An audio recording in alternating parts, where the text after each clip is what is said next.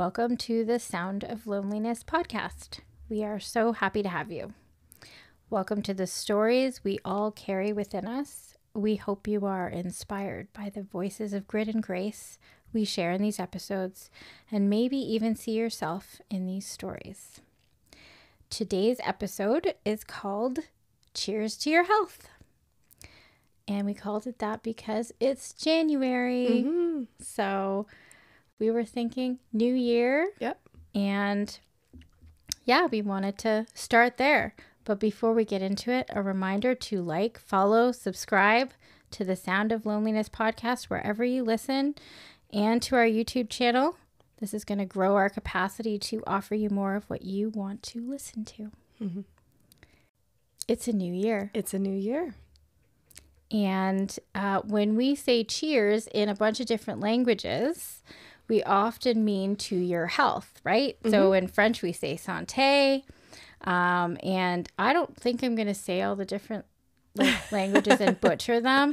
But in Spanish and in Irish Gaelic, all of those different languages, and there's a whole bunch more, when we say cheers to each other, usually we're saying some version of to your health. Yeah. So in setting our intentions, we prefer the term intentions than New Year's resolutions for mental health or for self-care, well-being, growth. Then we were thinking about what kinds of intentions might people be setting. And one of them might be, let's go to therapy. Yes. Right? We thought we'd start there. Absolutely. Yeah. So if that is a resolution or an intention that, some of our listeners have been thinking of, we thought today we could focus a little bit on getting a little bit more information on how do you choose a therapist? How do you make that decision? What kinds of questions or considerations might you have? So we thought we could be a little bit of a guide and start off today with having a discussion around that. So even talking about how to choose your therapist as your initial kind of consideration and the different types of practitioners. I think a lot of folks don't realize the number of mental health professionals that are out there accessible to them. And so even starting with how do we differentiate between all of us and kind of what we do? Yeah, really good question. Not something that most people, I think, understand the difference between. So yeah, we thought we would sort of help shine a light on that. So we could go to therapy and we could see a number of different professionals. So one could be a psychologist. So that's usually someone who has a PhD. They're often research-based. They can do a lot of assessments for you. And a really important piece about a psychologist is they can diagnose. Yes. So if you are looking for a diagnosis or a particular type of assessment, they can do that for you. So that's a psychologist. They do often offer therapy as well. And psychologists can be covered by extended health insurance plans. We're talking about Canadian kind of stuff here. Yes. So, and then you could go to therapy and see a social worker. So a social worker who provides therapy usually has a master's in social work. And when you take social work in school, you can have all sorts of different focuses. So you can have a social justice focus, you can have a health focus. You can have a clinical focus where you learn about therapy and how to deliver therapy so you can become a therapist. So some people go to therapy and they see social workers. Yeah. You can actually receive psychotherapy from a family doctor. Yeah. And some family doctors choose to receive training in psychotherapy as well. So that's another avenue. And then they are qualified to offer some diagnoses for some mental health issues and also recommend pharmaceutical interventions as well. That's right. They can write the prescriptions. They can also direct you to another specialist if they think that you need further care, like a psychiatrist. Right. We could also go to an occupational therapist. So occupational therapists don't primarily offer psychotherapy, but they can. So that's another person that we could see. We can also see a nurse or a nurse practitioner. We can see a coach or a life coach. And these are people who have decided to become counselors. And there are training programs, various sort of different ways that people or paths that people take to become coaches. And then finally we get to registered psychotherapists, and that's what we are. Mm-hmm. So to be a registered psychotherapist, you have to have a master's degree, and it's usually in psychology, psychotherapy, counseling, could be in marriage and family therapy. And in Ontario and in 4 other provinces in Canada so far, you have to be regulated to practice psychotherapy. Yeah. And that's in Ontario, that's only been since 2015. So with psychotherapy, we focus on talk therapy, but we're not qualified to make assessments or diagnoses or any type of medications or pharmaceuticals, but oftentimes we also collaborate with other mental health professionals or physicians to kind of ensure that the clients that we see are getting treatment in different ways, but our focus is just on the talk piece. So once you've kind of decided what type of mental health professional would really meet your needs, what makes sense for you, then I think it's really important to start talking about their training, and specifically based on your presenting issue, what type of training you'd like that person to have. Right. So just because they've got a master's in some sort of psychotherapy doesn't necessarily mean that they are specifically trained to deal with you as a person or with your specific presenting issue. So we want to make sure that we're looking for people who have been trained to meet our needs, right? Mm-hmm. So if I'm looking for couples therapy, right? If it's me and my partner, if it's me and my family and we need family therapy, then I'm going to look for not just someone who says that they do family therapy and provide family therapy, but someone who has training in family therapy. So I'm going to look at those things on perhaps their website or wherever it is that you found them listed, you know, on a marketing online tool, something like that. And you look through what kind of training do they have specifically to help them work with families or couples. If you're bringing your child to therapy, we really want to be seeing a therapist that has been trained to work with children. Children are not just little adults. Well, sometimes my kids seem like it, right? But they're not. And doing therapy with children is really different. Mm-hmm. It's really specialized. So we definitely want a therapist who has been trained specifically like that. So, for example, in our practice, we have child life specialists. So their master's degrees are specifically to work with children from birth to age 18. So that's their area that they are really specialized in, and they have very specific tools, modalities, all geared to that age group. And I don't have that training. So they do stuff that blow my mind all the time. Yep. And that's who I would want my children to see, are people who are specifically trained that way. Same thing as if you're presenting with a history of trauma. Right? Trauma is something that can affect us in a myriad of ways. So we want someone who is not just trauma informed, but also maybe has a trauma focused approach and is trained in trauma modalities. Absolutely. So I think one of the kind of key pieces there is encouraging folks, when you're really looking into a therapist, to read a little bit more about their background, look into if they have any specific certifications, any other programs that they've attended. I think a lot of us wouldn't be familiar with all of the specific language around modalities. But for example, if you're looking for a child and you notice, certificates in play therapy, or they're able to offer a specific type of family therapy, that can really give you that cue that it's not just that they're able to, it's that they really have that specialized experience. Right. Mm-hmm.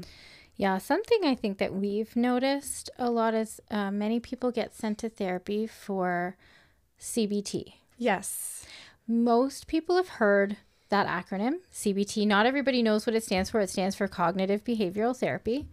And it is one of the first types of therapy that was considered evidence-based. There are a pile of therapies now that are evidence-based. Yes, I think that's such a good point, because that can create a lot of limitations or barriers. If it's somebody saying, well, I just need CBT. Do you offer CBT? And it kind of can create these limitations, because there's these wonderful evidence-based approaches that just haven't gotten that kind of pop culture recognition. And so not to overlook that. Right. Yeah. And to kind of take it with a grain of salt that whoever might have suggested CBT might be just suggesting therapy. Yes. And then when you go and meet your therapist might be the person that will help you decide what kind of modality is actually going to be best suited to your needs. Yeah. Right? So it might be CBT, it might be something else. Yeah. I think the other thing that's interesting too is to consider the experience of your practitioner. And when I say experience, I don't just mean experience as a therapist. I think I also mean life experience. Yes. So for some people, this really matters. We do have people that call in sometimes and they ask for someone who is, older or has children, or someone who's married, or we have all sorts of requests. We also have requests for someone who's young, just out of school, someone who's woke. Yes. Right. So I think it's important to really stop and think about what's important to you. Yes. How might it, feel to be with a practitioner who's a similar age to you, someone who's older than you, someone who's younger than you? What are some of the benefits to someone who is like you or different from you? What can they bring to the table? And also to understand that if your therapist is older than you, that doesn't necessarily mean that they have more life experience. It doesn't necessarily mean that they've been a therapist for a long time. Absolutely. We have a lot of colleagues where, myself included, where therapy is actually a second career. So not making those assumptions. One thing I think a lot of us will do is include a little bit of a personal blurb at the bottom, just to give a little bit of insight into who we are. And so that can be a nice way to start to uncover, who is this person? What is their experience like? And does this really feel comfortable, or would this feel comfortable for me? Right. Yeah. So I think, taking all of that into account is really important, helping people to really realize that you don't have to pick the first therapist that you see or the first person that's been recommended to you. It's actually really important to pay attention to what feels important to you, but then to pay attention to what feels important when you meet the person, which we'll get to. Absolutely. Yeah. I think the other thing too is to look at, are there any other special considerations that we want our therapist to have? So cultural competence, religious or spiritual affiliations, someone who works in an area with addictions or eating disorders, personality disorders, really thinking about who we're seeking out and whether or not they work with particular populations and are comfortable and well-versed. Absolutely. Or if they themselves are in a particular community as well, right, which would be important for some folks too. Right. So I think the other thing that we also look for when we're finding a therapist, especially now post-pandemic, is whether we want virtual or we want in-person therapy. What's interesting is I did offer virtual therapy long before we had a pandemic. It was an option for some of my clients when they would go away, go to school, get married, and they didn't want to find a new therapist. And so I would continue to see them, but virtually. So I'd already sort of been used to doing some of that, but now it's really taken off. It's pretty common for people to have exclusively virtual practices now. Yes, absolutely. Yeah. And a lot of the work that we do actually can be translated quite nicely to a virtual platform. So I think it's, again, really understanding your needs, even your family needs. So if you're a parent to a small child or you have really extensive work hours, what I'm noticing is a lot of my clients will kind of slot our appointments into a lunch break or first thing in the morning before work. So really thinking about what is going to help make therapy most accessible to me, most comfortable. And is that something the person can provide? Okay, so we're going to take a quick break.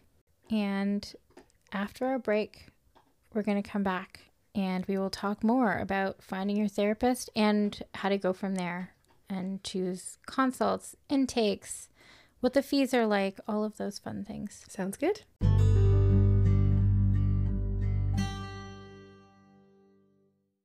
Okay, welcome back.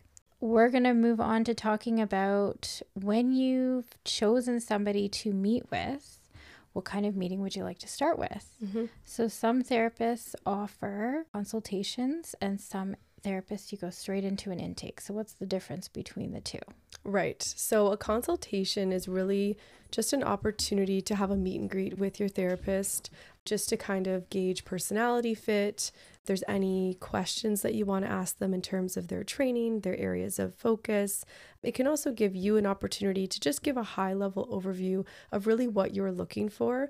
So what you want to take away from a consult is really just on both ends deciding that this feels right for us and we want to move forward. So you're not tied into anything. It's generally 15 to 30 minutes.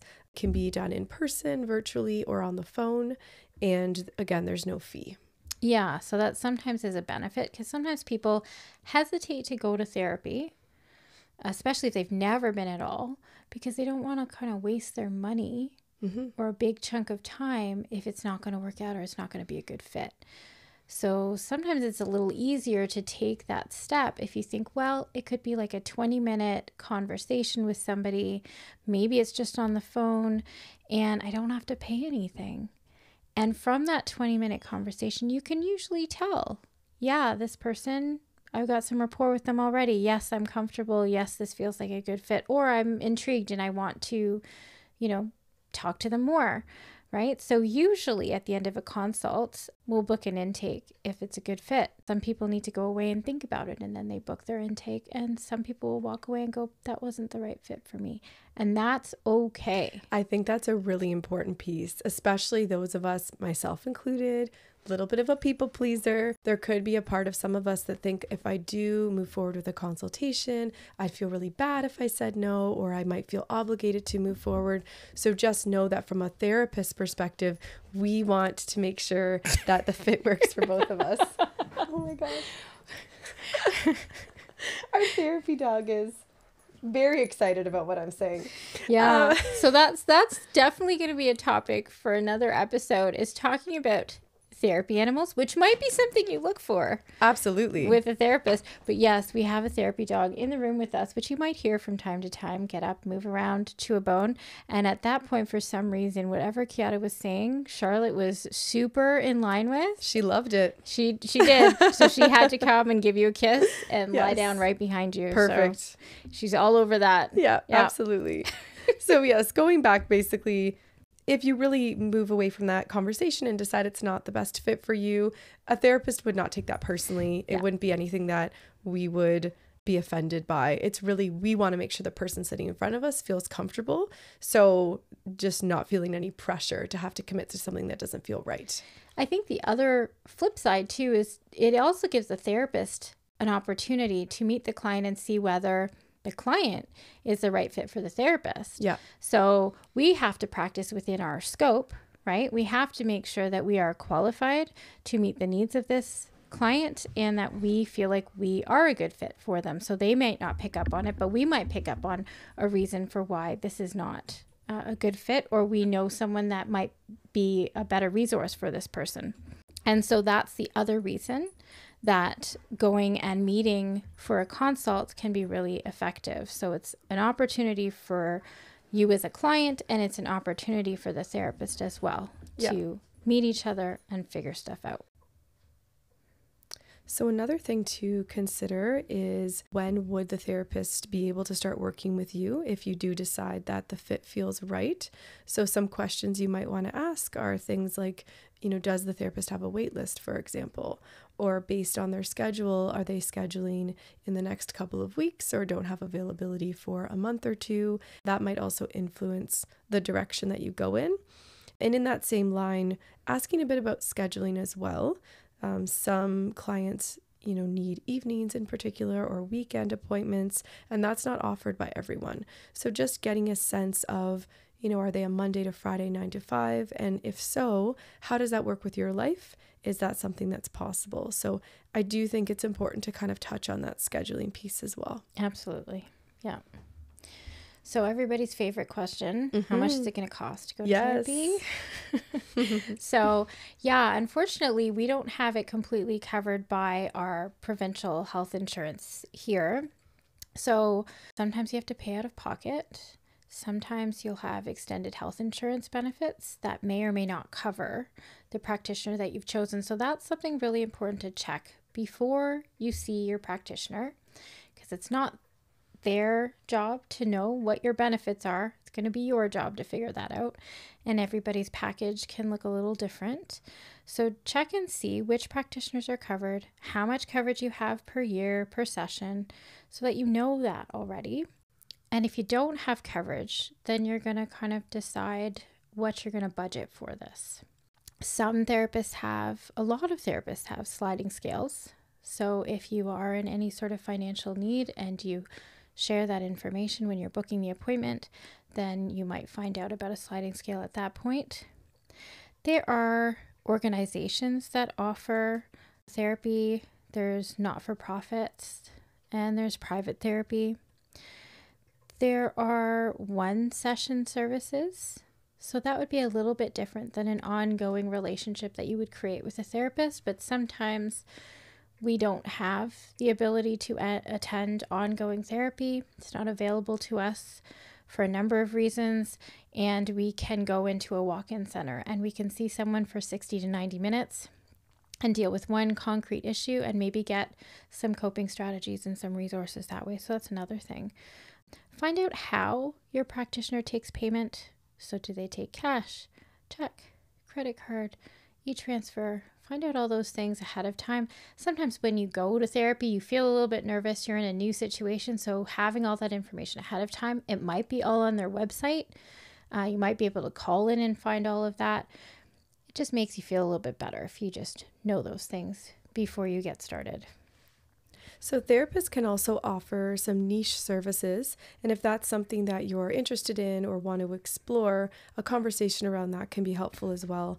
So some of those niche services, the practice that we're at, Amanda's Practice Valley, we've offered some of them or currently offer them. So things such as therapy dogs, for example. We're lucky enough to have some really beautiful furry friends that join our therapy sessions that a lot of clients, they really find helpful. It can be really comforting. It can help make the therapy experience actually quite enjoyable in a lot of ways. We've offered equine therapy in the past that would take place actually out on a farm somewhere, and the client has an opportunity to communicate and build a relationship with the horse during their therapy sessions. There's things like play therapy and art therapy, music therapy.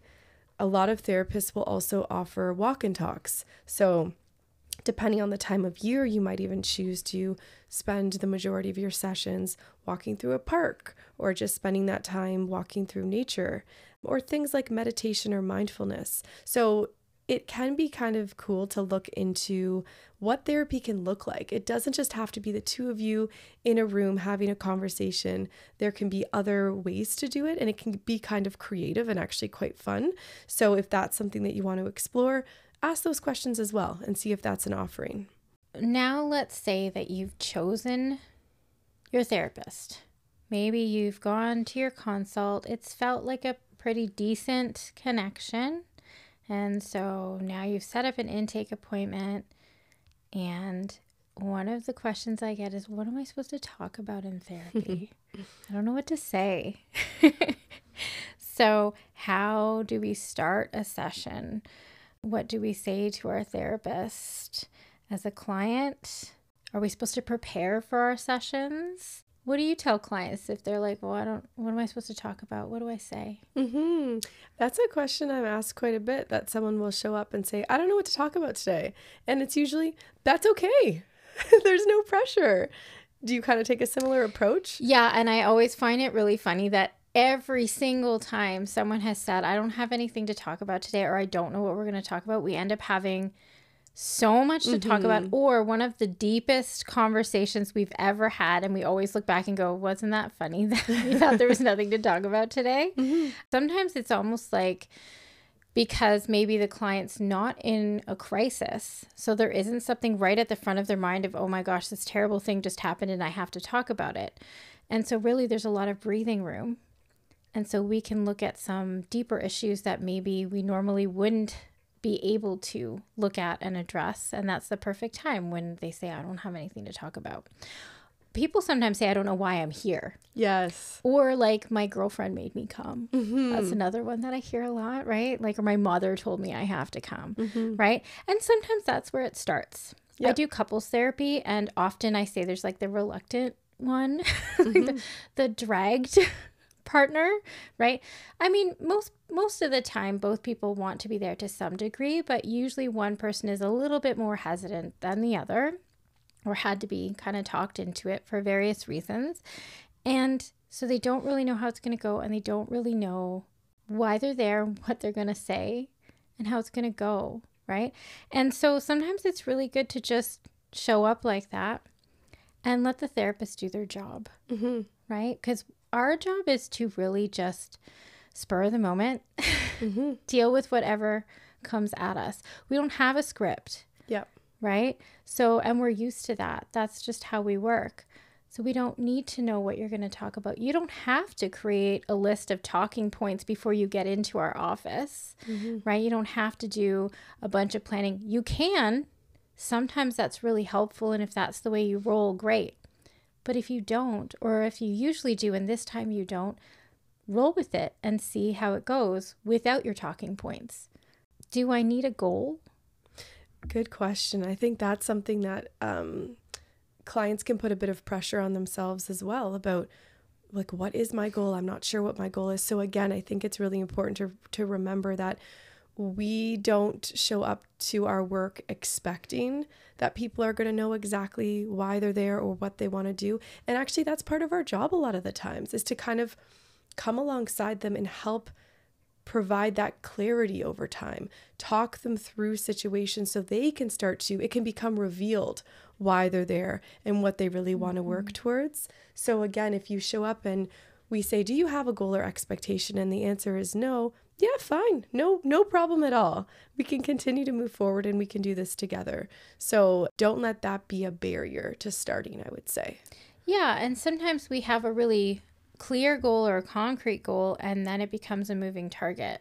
It kind of shifts and changes because we think we're there for one particular reason, and then we end up going to therapy for a whole other reason that we didn't really know we needed to go for. So I kind of hold the idea of goals very loosely. Like, I don't really need to know exactly what their goal is, and it's not really something that I know in a concrete way with words. It's sort of a feeling that I have, and it keeps morphing and changing and growing along with the work that we do. So, I mean, no therapist is going to laugh at you if you show up and don't have anything to say. We know how hard it is to show up. And so we'll show up with you, and then we'll just figure it out. Absolutely. Right? And how do you tend to answer the question, how many sessions will I need? Yeah. How long is it going to take until I'm cured? Exactly. Yeah. So recently I kind of came up with a bit of an analogy for this, because we get asked that a lot, especially with parents and their kids. I take my kid to the chiropractor, and so he's going to need 10 appointments, and then they're going to fix this injury. So how many appointments do I need to bring my kid to therapy for you to fix this? Right? I mean, I wish that I could actually give them a number, but what I say is, look, it's kind of like if your kid's playing high level sports. Okay. So they have to go to practices and drills, and a lot of what you see them do in drills doesn't look at all like what you see them do in the tournaments, right? Like, you're like, what are you doing? Why are you doing that? Yes. Except that we don't ask those questions because we're so used to understanding that must be a drill. There must be a reason for it. And we trust the coach that they know what they're doing. And we realize that what they're doing is they're working muscles over and over and over, and they're building muscle memory so that when the tournament comes, those muscles turn on and they know exactly what to do, and they do them well. So I kind of look at it like the tournament is like life, which happens all the time. And so therapy is kind of like the drills and the practice sessions that you go to. So you come and we work through things, we talk through things, we learn coping skills, right? Sometimes we do worksheets and concrete stuff like that. And sometimes it's about the growth that happens behind the scenes so that when the tournaments come, right? When the challenges of life show up, we show up with developed muscles. Yes. Muscle memory that we've been working on. So I can't tell you how many sessions that's going to take, right? Because, I mean, we know that if we go to the gym and we keep lifting weights, obviously it's going to make a much bigger difference if we do it regularly and for a long period of time. It's going to make a much bigger difference than if we go a couple of times and then, you know, I went to the gym twice. I looked at the weights. Right. And then I tried to pick up 100 pounds and it didn't work. Therapy doesn't work. Yeah. It doesn't work that way. It does not. We wish it did. We wish we had the magic wand. Yeah. But we don't. And I can't read about juggling. Yes. And then pick up 3 balls and go, oh, this book, it didn't work. Right. Right. Yeah. That's not how we learn how to juggle. Yeah. So I think that's kind of how I have to answer those things. It's, I don't know how many sessions. We'll figure that out together. It really corresponds to how you envision therapy, what you think therapy means to you, right? And if you're looking at it like, you know, medicine or chiropractic work, then it's going to be hard for you to wrap your head around the fact that I can't tell you it's 6 sessions and you're cured. Absolutely. And I think we can go into this, you know, in another episode, but you've said this many times and I've repeated this. Therapy could be 1 50-minute session once a week. It's what you're doing the other 6 days and 23 hours. And so that's a piece of it as well. It's not going to be those 50 minutes necessarily. There's a lot of muscle building, again, like you said, that you can do in the room and skills building, but how are you implementing it? Yes. And that can really change the trajectory of the journey, how long it takes, the frequency, and ultimately what you get out of it. Absolutely. Which leads to the other question of how often should I go to therapy? So should I go once a week? Should I go every 2 weeks? Should I go once a month? So usually if people come once a month, I say, well, okay, we're not really going to be doing therapeutic work. We'll be doing maintenance if you're coming once a month. And sometimes that's all that people can do or all they're willing to do. So I just set sort of reasonable expectations. But if you want to do like therapeutic work, it's kind of like if you're going to the gym and you want to see results. You're going to see your trainer often, and then you're going to go to the gym in between your training sessions.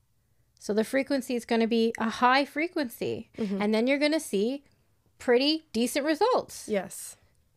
It's pretty much the same thing. Yeah. Right? So if you can come frequently, and if you work in between the sessions.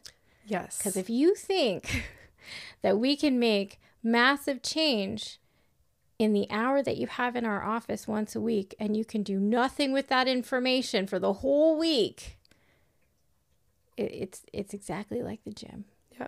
It's Nothing's going to happen. Yes. Yeah. Absolutely. Yeah. So another question I think we're asked and just tossed around a lot is like, does everyone need therapy? Like, do I need this? Yeah. Or even when we've said things like, you need therapy, I feel like it's off. There's a negative connotation that comes with that, right? I think we're the only ones that might say that to each other and not mean it in a bad way. Yes. You should go to therapy. I mean it like, oh, but this is like, so it's such a nice thing to do for yourself. It's a caring way. It is. Yeah. It's such a like loving thing to decide to put the time, the energy, the money aside to go to therapy. So if I'm like, you should really do this for yourself, I mean it as a very loving statement. But I know that usually it's used as a derogatory thing. If there's something wrong with you, you should go to therapy. Yes, exactly. We don't see it that way. I think we need to reframe it as an act of care and really the ultimate like investment in self, not to sound like a sales pitch, but really it is. It's like, what greater way to invest in yourself than dedicating 1 hour every 1 to 2 weeks to really have space to reflect, to go inward, and to, you know, make shifts or heal parts of you. And so it's kind of a gift, at least that's how we see it. And so I think that there needs to be kind of a cultural shift in terms of how we talk about going to therapy and who needs it. Yeah. And about when we decide to go, if there is something wrong. I mean, I'll never forget like when I was in a really tough relationship and I asked, can we go to therapy? And I was told, we're not that bad. And I remember at the time, and I wasn't a therapist at the time, and I remember thinking, like, how bad do we have to be? Right. Right? And now, like years later as a couples therapist, what I've noticed and what the research says is people wait way too long to go to couples therapy. So by the time they come into my office, they come in with this big fat suitcase, each of them. Yes. 2 big fat suitcases. And they just dump them in front of me, right? It's like an average of 6-7 years of conflict before they decide to go to therapy. And then they kind of drop it in front of me. They look at me and they're like, all right. Fix it. Right? And I'm like, why didn't you come sooner? Right. Absolutely. So before it was that bad, why didn't you come sooner? When I have clients come in sooner, I'm like, oh, wow. Awesome. Absolutely. Great. We can create skills ahead of time. We can stop the problems before they start because I can often see where we're headed. Yes. And I can pull us back onto the rails. Yes. Right? And like we can see that we're going towards a wall even if like they can't see it. And okay, well, let's not do that, right? That's not a good habit. Let's do this habit instead. I can see that before it happens and we can put all those good habits in place. If there's something that's really damaging that's happening, we can heal that earlier rather than later. And, you know, like if people are going to have kids, we really got to go to therapy. We got to do work on ourselves. Well, parenting is about parenting yourself. It sure is. Yes, we've learned that.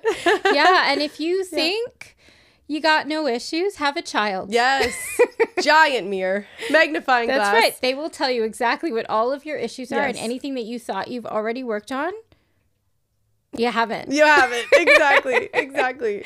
I think the key here is don't wait till you're in crisis. Yeah. If you have the opportunity to do this in a preventative way, what you'll get from it is that much more impactful. Yes. Yeah. Okay. So I have picked my therapist. I've gone to my first session and sort of braved that feeling of, oh, I don't know what this is going to feel like. I'm not sure what we're going to talk about. How do I know, like, how many sessions to give it to know if it's a good fit? Right. Like, what next? What next? Absolutely. Well, I think the key here is really giving it a little bit of time because at the end of the day, therapy is about building a relationship. And, you know, all the textbooks kind of talk about how the number one predictor of therapeutic success is actually the rapport in the relationship. That can be what's most healing.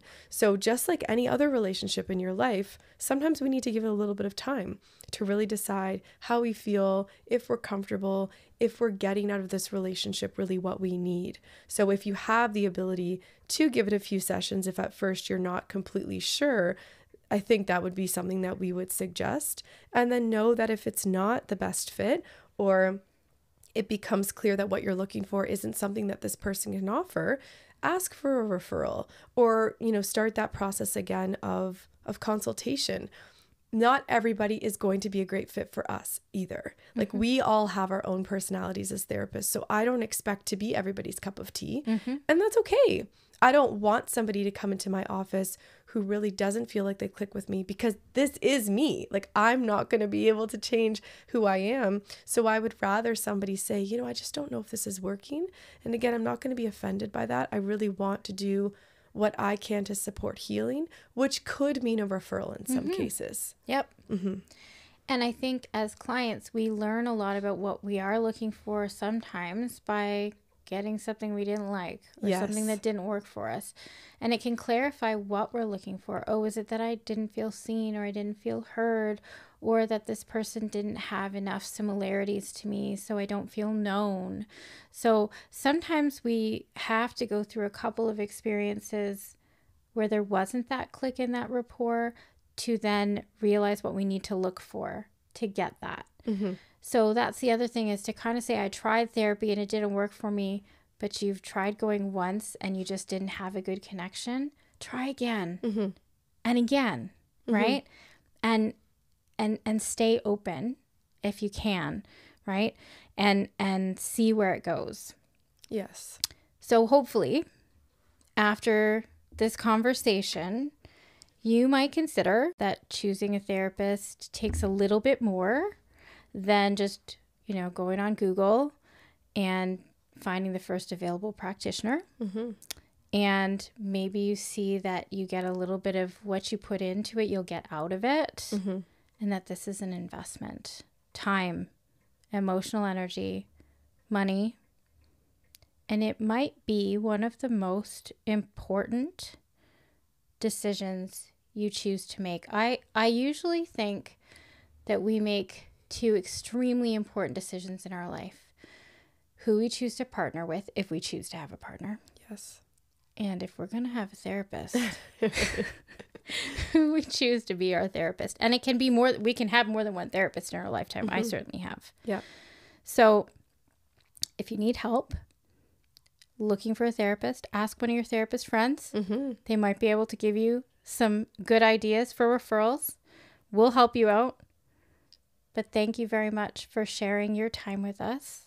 Remember that if today you're feeling alone in the valley, we are right there with you. Have fun finding your therapist.